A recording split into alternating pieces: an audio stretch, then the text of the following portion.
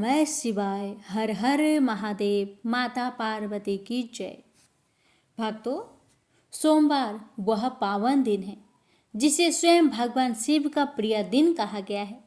यह दिन केवल एक तिथि नहीं बल्कि एक साधना है, एक व्रत है जो श्रद्धा से किया जाए तो असंभव को भी संभव बना दे। आज हम सुनेंगे सोमवार व्रत कथा, जिसमें छुपा है भक्त की आस्था, शिव की कृपा और जीवन को बदल देने वाली शक्ति। एक साधारण स्त्री की असाधारण भक्ति कैसे उसकी हर कठिनाई को हर लेती है, कैसे भोलेनाथ अपनी करुणा से उसके जीवन को संवारते हैं। यही भाव भरा प्रसंग हम आज सुनेंगे। यह व्रत न केवल इच्छा पूर्ति का माध्यम है बल्कि आत्म शुद्धि का भी मार्ग है। तो आइए सावधानी पूर्वक और श्रद्धा सहित आरंभ करते हैं सोमवार की दिव्य कथा। शिव जी के चरणों में अर्पित करते हैं अपनी भक्ति और सुनते हैं उनकी कृपा से जुड़ी यह चमत्कारी कथा। प्रेम से बोलिए हर हर महादेव। ओम नमः शिवाय। किसी नगर में एक धनी व्यापारी रहता था। दूर दूर तक उसका व्यापार फैला हुआ था। नगर के सभी लोग उस व्यापारी का सम्मान करते थे। इतना सब कुछ संपन्न होने के बाद भी वह व्यापारी बहुत दुखी था, क्योंकि उसका कोई पुत्र नहीं था, जिस कारण अपने मृत्यु के पश्चात व्यापार के उत्तराधिकारी की चिंता उसे हमेशा सताती रहती थी।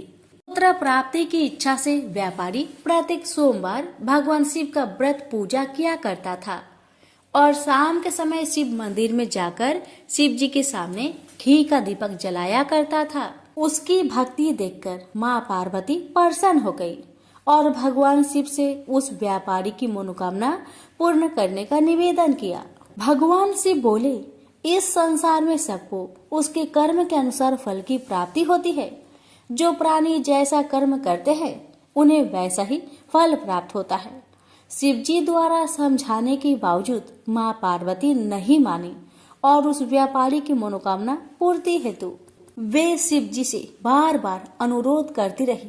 अंततः माता के आग्रह को देखकर भगवान भोलेनाथ को उस व्यापारी को पुत्र प्राप्ति का वरदान देना पड़ा। वरदान देने के पश्चात भोलेनाथ माँ पार्वती से बोले, आपके आग्रह पर मैंने पुत्र प्राप्ति का वरदान तो दे दिया, परंतु इसका यह पुत्र 16 वर्ष से अधिक समय तक जीवित नहीं रहेगा। उसी रात भगवान शिव उस व्यापारी के सपने में आए और उसे पुत्र प्राप्ति का वरदान दिया और उसके पुत्र की 16 वर्ष तक जीवित रहने की भी बात बताई। भगवान के वरदान से व्यापारी को खुशी तो हुई, लेकिन पुत्र की अल्पायु की चिंता ने उस खुशी को नष्ट कर दिया। व्यापारी पहले की तरह सोमवार के दिन भगवान शिव का विधिवत व्रत करता रहा। कुछ महीनों के बाद उसके घर एक अति सुंदर बालक ने जन्म लिया और घर में खुशियां ही खुशियां भर गई। बहुत धूमधाम से पुत्र जन्म का समारोह मनाया गया, परंतु व्यापारी को पुत्र जन्म की अधिक खुशी नहीं हुई, क्योंकि उसे पुत्र की अल्प आयु के रहस्य का पता था। जब पुत्र 12 वर्ष का हुआ तो व्यापारी ने उसे उसके मामा के साथ पढ़ने के लिए बनारसी भेज दिया। लड़का अपने मामा के साथ शिक्षा प्राप्त हेतु चल दिया। रास्ते में जहाँ भी मामा भांजे विश्राम हेतु रुकते, वहीं यज्ञ करते और ब्राह्मणों को भोजन कराते। लंबी यात्रा के बाद मामा भांजे एक नगर में पहुँचे। उस दिन नगर के राजा की कन्या का विवाह था, जिस कारण पूरे नगर को सजाया गया था। निश्चित समय पर बारात आ गई, लेकिन वर का पिता अपने बेटे के एक आंख से काने होने के कारण बहुत चिंतित था। उसे भय था कि इस बात का पता चलने पर कहीं राजा विवाह से इनकार न कर दे, इससे उसकी बदनामी भी होगी। जब वर के पिता ने व्यापारी के पुत्र को देखा तो उसके मस्तिष्क में एक विचार आया। उसने सोचा, क्यों ना इस लड़के को दुल्हा बनाकर राजकुमारी से विवाह करा दूं। विवाह के बाद इसको धन देकर विदा कर दूंगा और राजकुमारी को अपने नगर ले जाऊंगा। वर के पिता ने लड़के के मामा से इस संबंध में बात की। मामा ने धन मिलने की लालच में वर के पिता की बात को स्वीकार कर ली। लड़के को दूल्हे का वस्त्र पहनाकर राजकुमारी से विवाह कर दिया गया। राजा ने बहुत सारा धन देकर राजकुमारी को विदा किया। शादी के बाद लड़का जब राजकुमारी के साथ लौट रहा था तो वह सच नहीं छिपा सका और उसने राजकुमारी के ओढ़ने पर लिख दिया, राजकुमारी, तुम्हारा विवाह मेरे साथ हुआ था। मैं तो बनारसी पढ़ने के लिए जा रहा हूँ और अब तुम्हें जिस नवयुवक की पत्नी बनना पड़ेगा वह कान्हा है। जब राजकुमारी ने अपनी ओढ़नी पर लिखा हुआ पढ़ा तो उसने कान्हे लड़के के साथ जाने से इनकार कर दिया। राजा को जब ये सब बातें पता लगी तो उसने राजकुमारी को महल में ही रख लिया। उधर लड़का अपने मामा के साथ बनारसी पहुंच गया और गुरुकुल में पढ़ना शुरू कर दिया। जब उसकी आयु 16 वर्ष की हुई तो उसने यज्ञ किया। यज्ञ की समाप्ति पर ब्राह्मणों को भोजन करवाया और खूब अन्य वस्त्र दान किए। रात को वह अपने शयन कक्ष में सो गया। शिव के वरदान के अनुसार शयन अवस्था में ही उसके प्राण पेखरू उड़ गए। सूर्योदय पर मामा मृत भांजे को देखकर रोने पिटने लगा। आसपास के लोग भी एकत्र होकर दुख प्रकट करने लगे। लड़के के मामा के रोने विलाप करने के स्वर समीप से गुजरते हुए भगवान शिव और माता पार्वती ने भी सुने। माता पार्वती ने भगवान से कहा, प्राणनाथ, मुझे इसके रोने का स्वर सहन नहीं हो रहे, आप इस व्यक्ति के कष्ट को अवश्य दूर करें। भगवान शिव ने माता पार्वती के साथ अदृश्य रूप में समीप जाकर देखा तो भोलेनाथ माता पार्वती से बोले, यह तो उसी व्यापारी का पुत्र है जिसे मैंने 16 वर्ष की आयु का वरदान दिया था। इसकी आयु पूरी हो गई है। माँ पार्वती ने फिर भगवान शिव से निवेदन कर उस बालक को जीवन देने का आग्रह किया। माता पार्वती के आग्रह पर भगवान शिव ने उस लड़के को जीवित होने का वरदान दिया और कुछ ही पल में वह जीवित होकर उठ बैठा। शिक्षा समाप्त करके लड़का मामा के साथ अपने नगर की ओर चल दिया। दोनों चलते हुए उसी नगर में पहुंचे जहां उसका विवाह हुआ था। उस नगर में भी यज्ञ का आयोजन किया। समीप से गुजरते हुए नगर के राजा ने यज्ञ का आयोजन देखा और उसने तुरंत ही लड़के और उसके मामा को पहचान लिया। यज्ञ के समाप्त होने पर राजा मामा और लड़के को महल में ले गया और कुछ दिन उन्हें महल में रखकर बहुत सा धन वस्त्र आदि देकर राजकुमारी के साथ विदा कर दिया। इधर भूखे प्यासे रहकर व्यापारी और उसकी पत्नी बेटे की प्रतीक्षा कर रहे थे। उन्होंने प्रतिज्ञा कर रखी थी कि यदि उन्हें अपने बेटे की मृत्यु का समाचार मिला तो दोनों अपने प्राण त्याग देंगे। परंतु जैसे ही उसने बेटे के जीवित वापस लौटने का समाचार सुना तो वह बहुत परेशान हुआ। वह अपनी पत्नी और मित्रों के साथ नगर के द्वार पर पहुंचा। अपने बेटे के विवाह का समाचार सुनकर पुत्र वधू राजकुमारी को देखकर उसकी खुशी का ठिकाना न रहा। उसी रात भगवान शिव ने व्यापारी को सपने में आकर कहा, हे श्रेष्ठी, मैंने तेरे सोमवार व्रत करने और व्रत कथा सुनने से प्रसन्न होकर तेरे पुत्र को लंबी आयु प्रदान की है। पुत्र की लंबी आयु जानकर व्यापारी बहुत प्रसन्न हुआ। शिव भक्त होने तथा सोमवार का व्रत करने से व्यापारी की सभी मनोकामनाएं पूर्ण हुई। इसी प्रकार जो भक्त सोमवार का विधिवत व्रत करते हैं और व्रत कथा सुनते हैं उनकी सभी इच्छाएं पूरी होती है। उनसे बोलिए उमापति शंकर भगवान की जय। यह कथा उस समय की है जब भगवान शिव को वर के रूप में प्राप्ति के लिए देवी पार्वती जंगल में घोर तपस्या में लीन थी। उनकी ऐसी तपस्या देखकर समस्त देवगण शिव जी से प्रार्थना कर रहे थे कि हे देवाधिदेव, पार्वती की मनोकामना को पूरा करे। भगवान शिव ने सप्त ऋषियों को पार्वती की परीक्षा लेने के लिए भेजा। सप्त ऋषियों ने शिव जी की अनेक अवगुण का जिक्र किया, फिर भी पार्वती को शिव के अलावा किसी और से विवाह मंजूर नहीं था। विवाह से पहले जगत पिता शिव अपने होने वाली पत्नी पार्वती में इस जगत के सभी प्राणियों के प्रति उनकी दया भाव को लेकर आश्वस्त होना चाहते थे। इसलिए शिव जी ने स्वयं भी पार्वती की परीक्षा ली। भगवान भोलेनाथ पार्वती की तपस्या से खुश होकर एक दिन प्रकट हुए और वरदान देकर पुनः अंतर्ध्यान हो गए।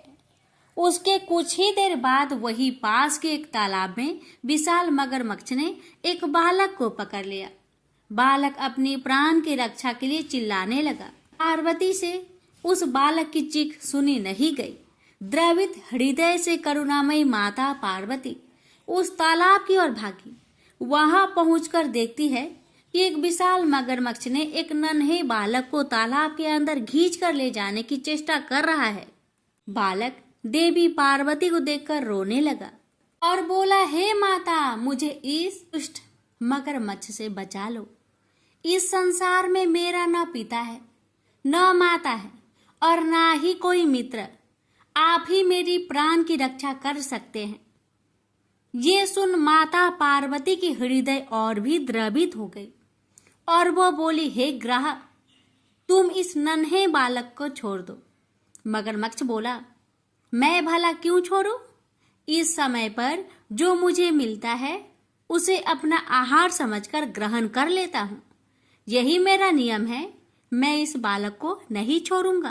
देवी पार्वती ने पुनः विनीत की, हे ग्रह, तुम इसको छोड़ दो। बदले में तुम्हें जो भी चाहिए वह बोलो। मगरमच्छ बोला, मैं एक ही शर्त पर इस बालक को छोड़ सकता हूँ। वह ये है कि आपने महादेव का जो तपस्या किया है उस तप का फल मुझे दे दीजिए। माता पार्वती तुरंत तैयार हो गई। वो बोली, मैं अपने तप का फल तुम्हें दे दूंगी, लेकिन तुम इस बालक को मुक्त करो। मगरमच्छ फिर बोला, हे देवी, आप ठंडे दिमाग से सोचकर फैसला लो। आवेश में आकर संकल्प मत लो। आपने जो हजारों वर्षों से तप किया है वो देवता से भी संभव नहीं है और उस तप का फल इस तुच्छ बालक के जान के बदले चला जाएगा। माता पार्वती बोली, हे ग्रह, मेरा निश्चय अटल है। मैं अपने हजारों वर्षों के तप का फल तुम्हें देती हूँ। तुम इसका जीवन बख्श दो। फिर माता पार्वती से तपस्या दान का संकल्प करवाया। तप का दान होते ही मगरमच्छ का शरीर एक तेज प्रकाश सा चमक उठा। मगरमच्छ बोला, हे देवी, देखो, आपके तप के प्रभाव से मैं प्रकाशमयी हो गया हूँ। आपने सालों की तपस्या एक बच्चे के लिए गवा दी। चाहो तो मैं तुम्हें अपनी गलती सुधारने का एक अवसर और दे सकता हूँ। पार्वती जी ने कहा, तब तो मैं पुनः कर सकती हूँ, किंतु यदि तुम इस बालक को निगल जाते तो क्या इसका जीवन पुनः वापस मिल पाता? देखते ही देखते बालक और मगरमच्छ दोनों ही अदृश्य हो गए। पार्वती जी ने सोचा, मैंने तप दान कर दिया, अब पुनः तपस्या प्रारंभ करती हूँ और फिर से तपस्या करने का संकल्प लिया। संकल्प लेते ही फिर से भगवान शिव प्रकट हुए और बोले, हे पार्वती, भला अब क्यों तपस्या करने जा रही हो? पार्वती जी ने कहा, प्रभु, मैंने अपनी सारी तपस्या दान कर दिया है। आपको पति के रूप में पाने के लिए मैं फिर से वैसा ही कठिन तपस्या कर आपको प्रसन्न करूंगी। शिव जी ने कहा, हे पार्वती, मगरमच्छ और लड़के दोनों ही रूपों में मैं ही था। तुम्हारा चित्त संसार के सुख दुख का अनुभव करता है या नहीं, इसकी परीक्षा लेने के लिए मैंने ही यह सब किया था। सभी रूपों में दिखने वाला मैं ही हूँ। तुमने अपना तपस्या मुझे ही दिया है। इस तरह पार्वती जी ने अपनी परीक्षा में सफल हुई। प्रेम से बोलिए, हर हर महादेव। प्राचीन काल से ही काशी शिव क्रीड़ा का केंद्र रहा है। एक बार भगवान शिव पार्वती सहित काशी पधारे। वे कुछ दिन काशी में रुके। तत्पश्चात मंदराचल पर चले गए। मंदराचल पर शीतल मंद समीर बह रही थी। शिव बड़ी तन्मयता से प्राकृतिक की छटा देखने लगे। तभी एकाएक पीछे से आकर पार्वती ने परिहास पूर्वक उनके दोनों नेत्र बंद कर दिए। पार्वती के हाथों के पसीने और शिव के चेहरे की तेज से शिव के नेत्रों के कोर से पानी टपक गया और उससे एक कारल मुख, भयंकर, क्रोधी, अंधा और कृष्ण वर्ण का बालक पैदा हो गया। वह पैदा होते ही चिल्लाने और नाचने लगा और बार बार अपनी जीभ निकालकर डरावनी चेष्टाएं करने लगा। यह देख पार्वती भयभीत हो गई। उन्होंने शिव से उस विकराल बालक के विषय में पूछा तो शिव ने बताया कि वह उन्हीं का पुत्र है जो नेत्रों से पानी बहकर गिरने के कारण उत्पन्न हो गया है। पार्वती ने उसके पालन पोषण का दायित्व अपने सखी को सौंप दिया और वह बालक उनकी सखी द्वारा पोषित होने लगा। पार्वती जी ने उनका नाम अंधक रखा। इसी बीच हिरण्यकशिपु का भाई हिरण्याक्ष शिव की तपस्या में तत्लीन था।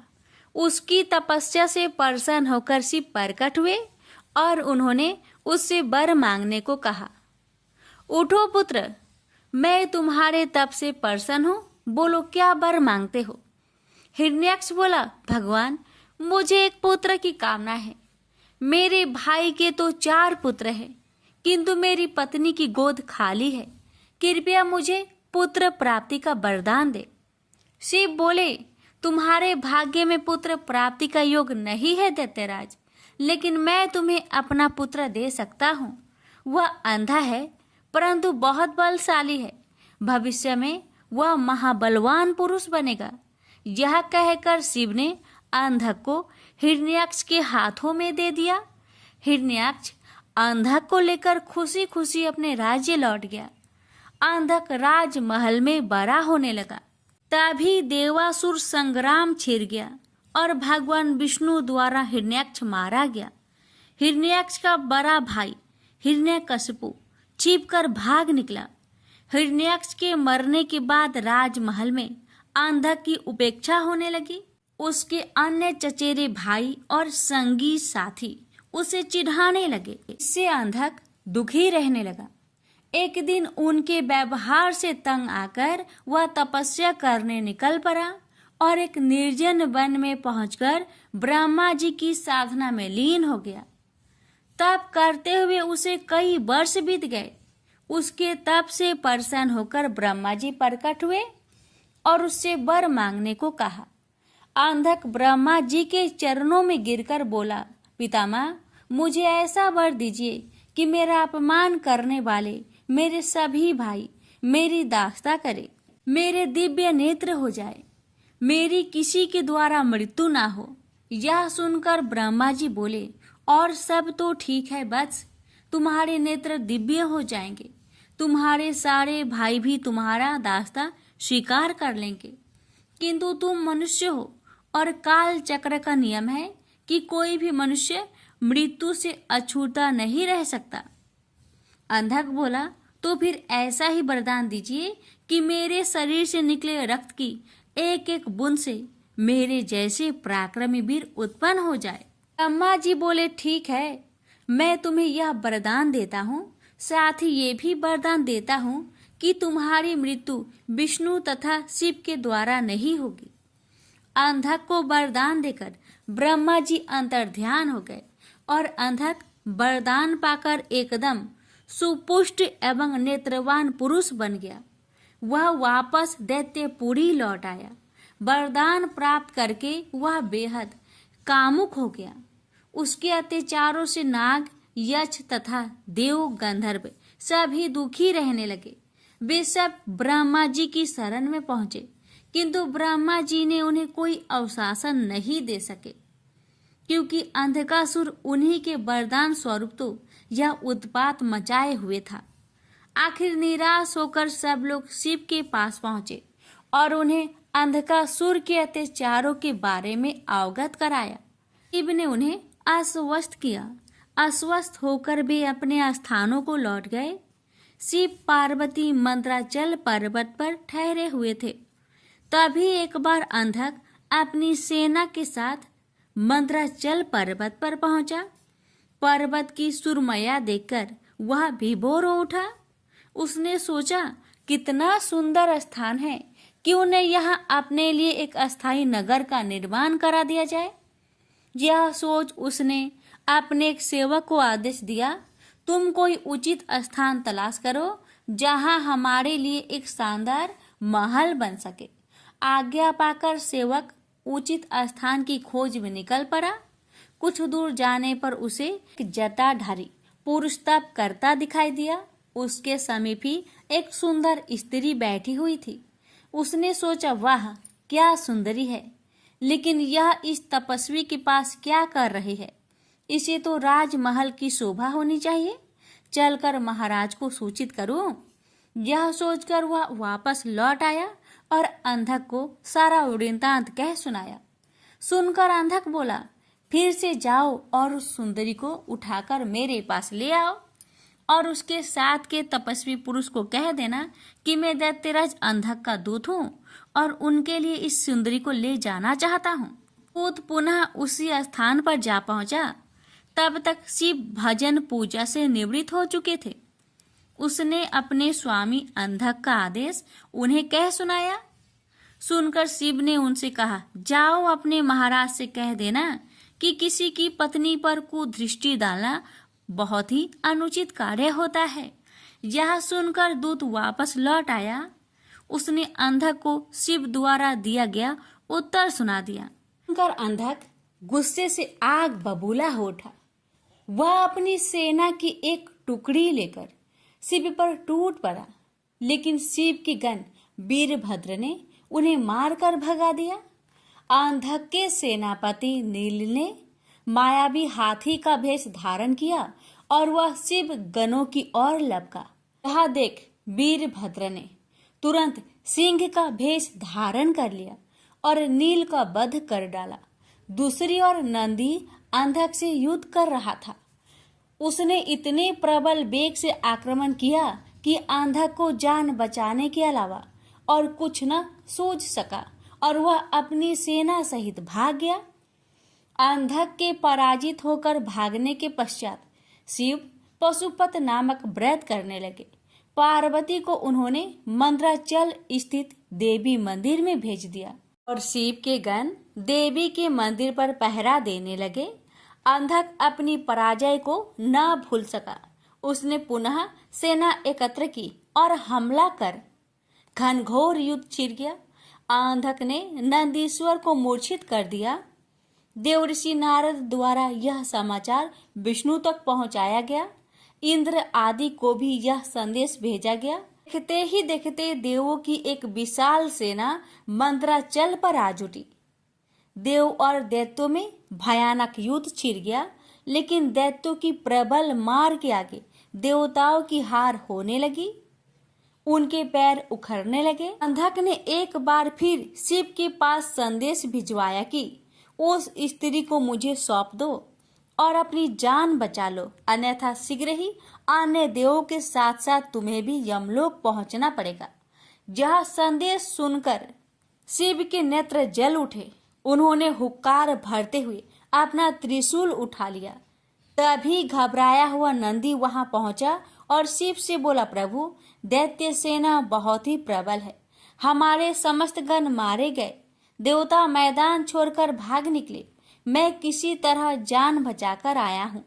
शिव बोले, धैर्य रखो नंदीश्वर, उस दैत्य का अंत समय आ पहुंचा है, मैं स्वयं युद्ध भूमि में चलता हूँ। यह कहकर शिव युद्ध भूमि में पहुंचे और अंधक से भिड़ गए। भयानक युद्ध छिड़ गया। भगवान शिव लगातार अंधक के बाणों से अपना बचाव करते हुए त्रिशूल से प्रहार करते रहे, किंतु उनका हर प्रयत्न विफल हो रहा था। ऐसे ही अंधक का कोई अंग घायल होता, उससे रक्त निकलता और उस रक्त से उस जैसे ही अनेक दैत्य पैदा हो जाते थे। उधर शुक्राचार्य अपनी संजीवनी विद्या के बल पर मरे हुए दैत्यों को पुनः जीवित कर देते थे। स्वरूप शिव के चारों ओर दैत्यों की एक विशाल सेना खड़ी हो गई। शिव ने अपने गणों को आदेश दिया कि शुक्राचार्य को बांधकर यहाँ ले आए, ताकि वे दैत्यों को पुनः जीवित ना कर सके। गण शुक्राचार्य को बांधकर ले आए और शिव के सम्मुख खड़ा कर दिया। फिर भगवान शिव ने विराट रूप धारण कर लिया। उनका मुख खुला और देखते ही देखते उन्होंने शुक्राचार्य को निगल लिया। इससे शिव गणों का उत्साह दुगना हो गया। उन्होंने दुगने जोश से दैत्यों का संहार करना आरंभ कर दिया। दैत्य सेना में भगदड़ मच गई और शीघ्र ही सारी सेना मैदान छोड़कर भाग निकली। अकेला अंधक भगवान शिव के सम्मुख डटा रहा। शिव और अंधक में भयानक युद्ध छिड़ गया। अंधक को अपने पर भारी पड़ता देख भगवान शिव ने अपने मुख से एक महाज्वाला उत्पन्न की। वह योगेश्वरी थी। माता महाकाली ने रक्तपान करना आरंभ कर दिया।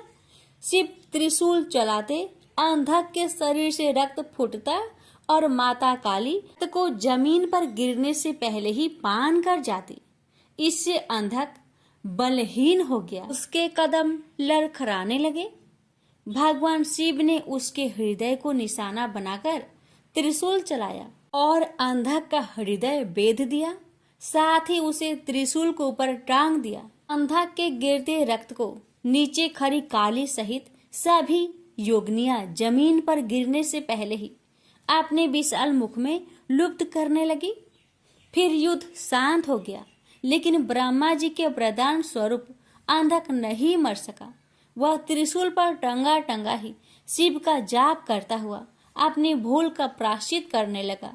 दयालु शिव उसके जप से प्रसन्न हुए और उसे त्रिशूल से नीचे उतारा और वर मांगने को कहा। अंधक ने शिव के चरणों में प्रणाम करके कहा, भगवान मुझे क्षमा करे, मुझसे बहुत बड़ा अपराध हो गया था। मैंने माता पार्वती पर कुदृष्टि डाली थी। अब से मैं आपकी सेवा में रहूंगा और कभी भी अपने अंदर दैत्य भाव जागृत न होने दूंगा, न ही देव विरोधी कार्य करूंगा। प्रभु, मैं चाहता हूँ कि मुझे दिव्य दृष्टि प्राप्त हो जाए। आज से मैं हर समय आपकी सेवा में दास की तरह उपस्थित रहूं। मेरे समस्त विकार धुल जाए। तथास्तु कहकर भगवान शिव अंतर्ध्यान हो गए। त्रिपुरारी रुद्र की कृपा से भूमंडल पर एक बार फिर से धर्म ध्वजा फहराने लगी। एक बार फिर वैदिक धर्म का पालन होने लगा। जगह जगह यज्ञ हवन होने लगे। वातावरण में फिर मंत्र गूंजने लगे। प्रेम से बोलिए हर हर महादेव। किसी गांव में एक निर्धन ब्राह्मण अपनी पत्नी और पुत्र के साथ रहता था। ब्राह्मण को गांव से जो भिक्षा मिलती उसी से वह अपने परिवार का भरण पोषण करता था। एक दिन ब्राह्मणी अपने पति से बोली, मुझे अपनी कोई चिंता नहीं है स्वामी, मैं आपके साथ भूखी प्यासी रहकर भी अपना जीवन व्यतीत कर सकती हूँ, लेकिन मुझे अपने बेटे की भूख प्यास नहीं देखी जाती। अमन बोला, मैं तुम्हारी भावनाओं को समझता हूँ प्रिय, लेकिन भाग्य का लेख को विधाता भी नहीं बदल सकता। हमारे भाग्य में निर्धन रहना ही लिखा है। ब्राह्मणी बोली, भाग्य के भरोसे बैठे रहना मूर्खता के सिवा कुछ नहीं। अगर इंसान कोशिश करे तो वह कर्म करके अपने भाग्य को बदल सकता है। आप कहीं परदेश में जाए, मुझे विश्वास है कि आप वहां अच्छी आय करेंगे और हमारा भाग्य बदल जाएगा। ब्राह्मण बोला, तुम्हारी बात तर्क संगत है प्रिय, मगर मुझे भिक्षा मांगने और पंडिताई के सिवा कोई काम नहीं आता। ब्राह्मणी बोली, हमारे गांव में आपकी पंडिताई की कोई कद्र नहीं करता है। किसी दूसरे गांव या नगर में आपकी पंडिताई चल निकले तो हमारे बुरे दिन फिर जाए। अपनी पत्नी की सलाह मानकर ब्राह्मण दूसरे नगर में पहुंच गया। उसका दुर्भाग्य उस पर घात लगाए बैठा था। नगर में उसे कोई टके शेर पूछने वाला भी नहीं मिला। हालातों को देखते हुए वह सोचने लगा कि इस नगर से उसका गांव ही अच्छा है। नगरवासी तो पूरे नास्तिक है, उसे भिक्षा तक भी देने को तैयार नहीं है।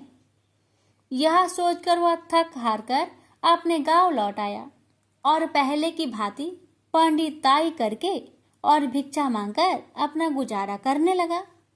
एक दिन वह भिक्षा मांगकर लौट रहा था, तभी उधर से भगवान शिव माता पार्वती के साथ गुजरे। उस निर्धन ब्राह्मण की हालत देखकर माता पार्वती ने ब्राह्मण की तरफ संकेत करते हुए भगवान शिव से कहा, आप उस ब्राह्मण को देख रहे हैं स्वामी? शिव बोले, हाँ, वह बहुत निर्धन है और दुखी भी है।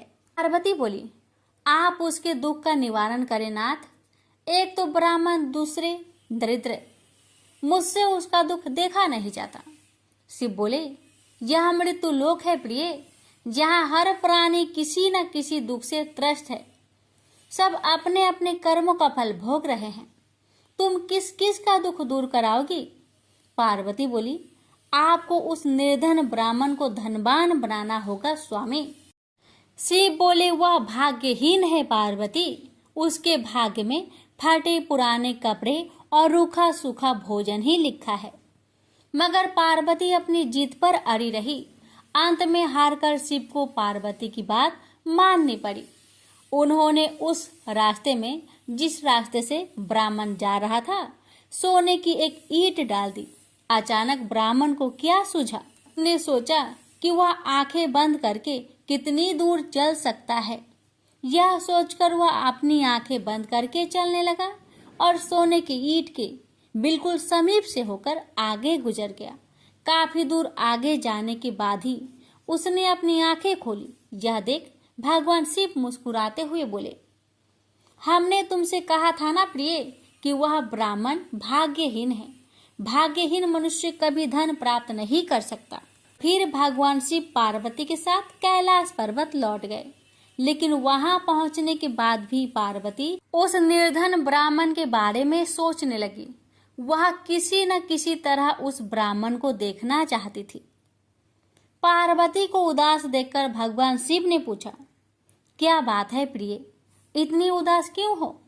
पार्वती ने भगवान शिव से निवेदन किया, स्वामी, उस निर्धन ब्राह्मण का परिवार 3 सदस्यों का है। उनमें आप किसी एक को धनवान बना दे।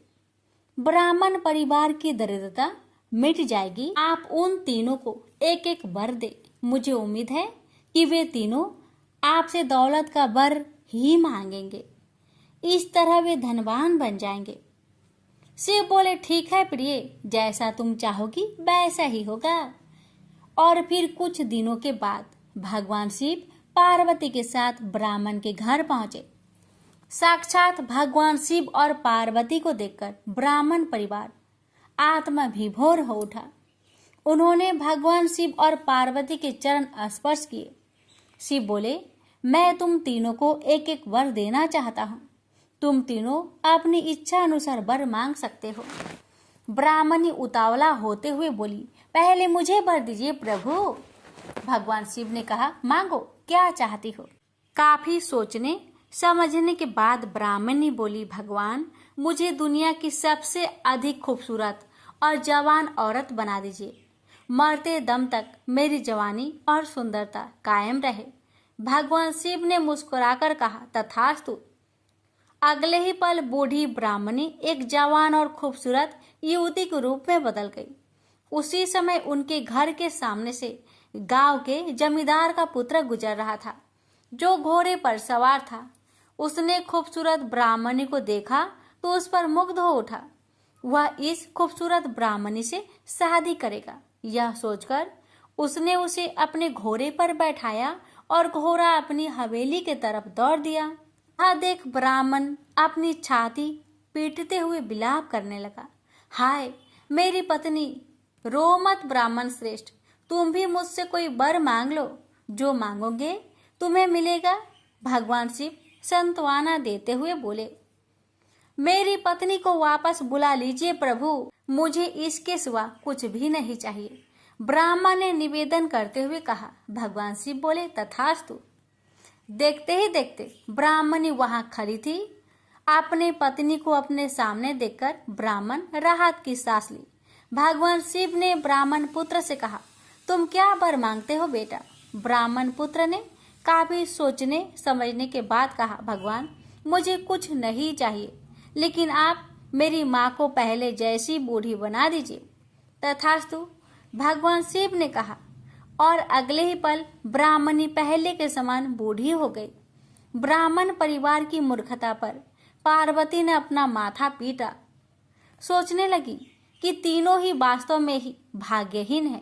विधि ने उनके भाग्य में जो लिख दिया है उसे देवी देवता भी नहीं बदल सकते।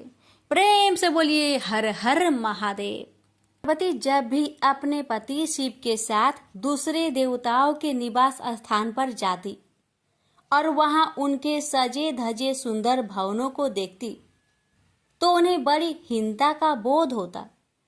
वो यह महसूस करती कि हमसे छोटे छोटे देवताओं के पास भी बड़े बड़े भव्य भवन हैं, लेकिन हमारे पास कुछ भी नहीं।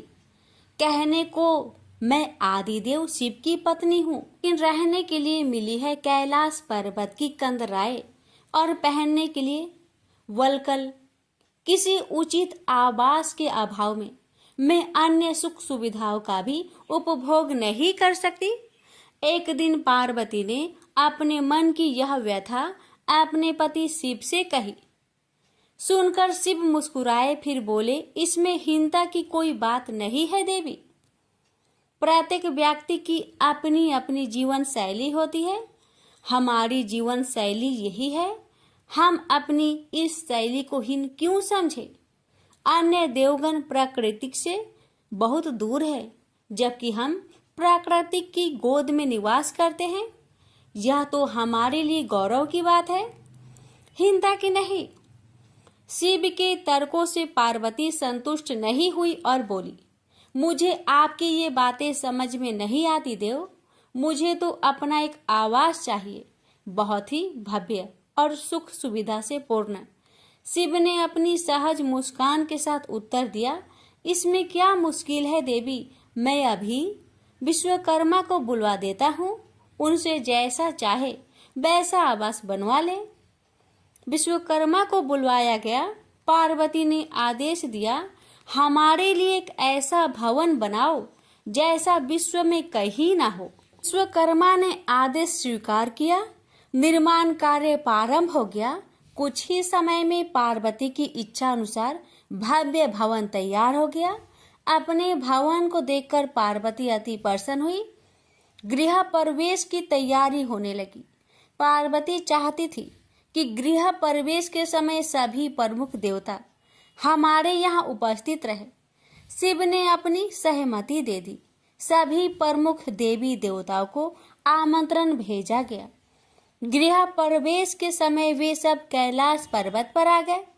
उन्होंने पार्वती के भव्य भवन की भूरी भूरी प्रशंसा की। इन विश्व नियंता ब्रह्मा खामोश रहे। जब सब देवी देवता जाने लगे तो पार्वती ने ब्रह्मा जी से पूछा, देव, क्या आपको यह आवास पसंद नहीं आया?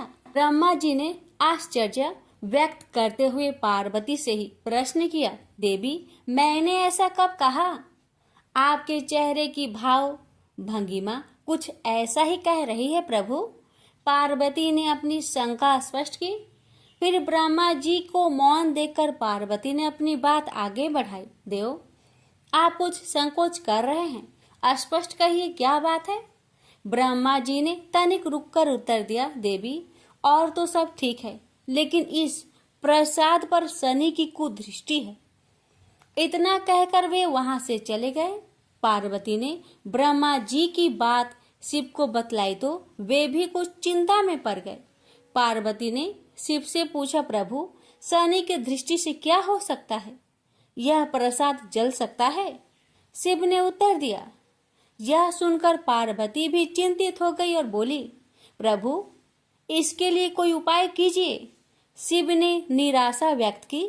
शनि की दृष्टि को हटाना सरल नहीं है देवी। शिव का उत्तर सुनकर पार्वती आवेश में आ गई और बोली, सरल क्यों नहीं है?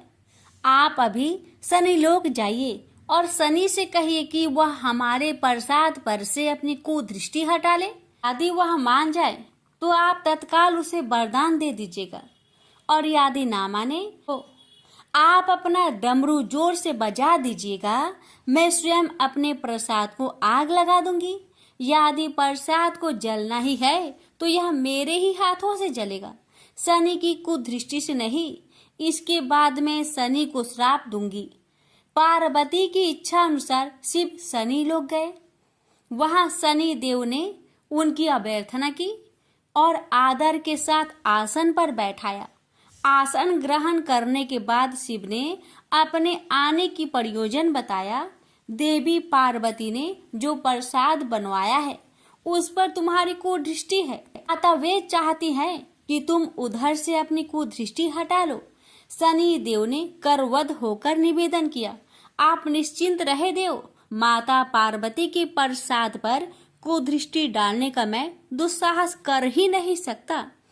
शनि से अवशासन पाकर शिव प्रसन्न हो गए और बोले, शनि मैं तुमसे प्रसन्न हूँ, तुम जो चाहे वर मांग सकते हो। शनि ने विनम्र भाव से कहा, प्रभु आपका दिया हुआ सब कुछ मेरे पास है, क्या मांगू? हाँ, एक इच्छा अवश्य है, वह है आपका तांडव नृत्य देखने की। बहुत दिन हो गए उसे देखे हुए, आपका नृत्य देखला सके तो कृपा होगी। शनि का यह अनुरोध शिव को अच्छा लगा। उन्होंने तत्काल अपना डमरू उठा लिया और लगे नृत्य करने। भोले भंडारी ये भी भूल गए कि माता पार्वती ने डमरू की आवाज सुनकर अपने नव निर्मित प्रसाद को जला देने की बात कही थी। बस डमरू बजा बजा कर वे नृत्य करते रहे। उधर पार्वती ने जब कैलाश पर डमरू की ध्वनि सुनी तो उन्होंने सोचा कि शनि ने अपनी कुदृष्टि हटाना अस्वीकार कर दिया है, अतः वे बहुत दुखी हुई। उन्हें लगा कि यदि मैं तत्काल अपने नव निर्मित आवास को आग लगा दूंगी तो वह शनि की कुदृष्टि से बच जाएगा। अतः उन्होंने स्वयं ही अपने प्रसाद में आग लगा दी। वह धू धू करके जल उठा। प्रसाद को जलता देख पार्वती का शनि पर क्रोध धीरे धीरे बढ़ने लगा और वे उसे श्राप देने के लिए तैयार हो गए। लेकिन उसी समय भगवान शिव वहां पहुंच गए।